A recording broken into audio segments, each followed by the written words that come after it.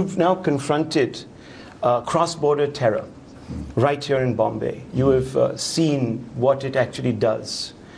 India carried out a cross-border strike. Do you think that's the effective way of, would you endorse a move like that? Israel takes a very tough position on these issues. Well, since I'm also the foreign minister, I have to be very diplomatic. Yes. So I'll say this. In order to deal with terrorism, the first requirement is intelligence. We share intelligence with India and with many, many countries, and we've prevented dozens and dozens of major terrorist strikes that could have disrupted the whole international system, including civil aviation. Planes being bombed from the sky. So this is the first contribution, intelligence, and I think Israel's intelligence services in fighting terrorism are second to none.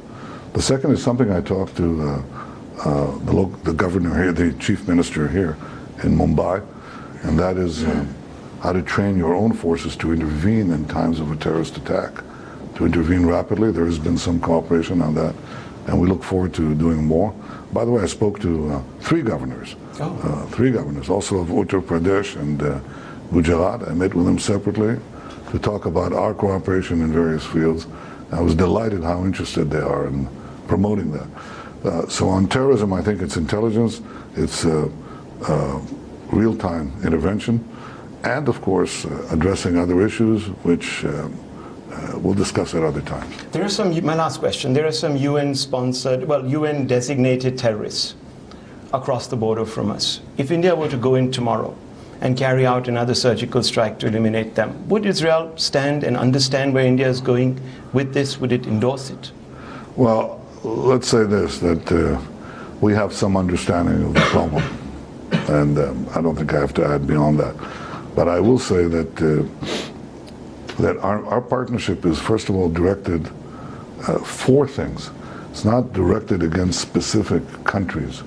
It's directed to achieve greater prosperity and greater security for our people. Better health, cleaner air, clean water, more productive crops, more milk per cow. On all these things, Israel does something. And I heard something else today, just now.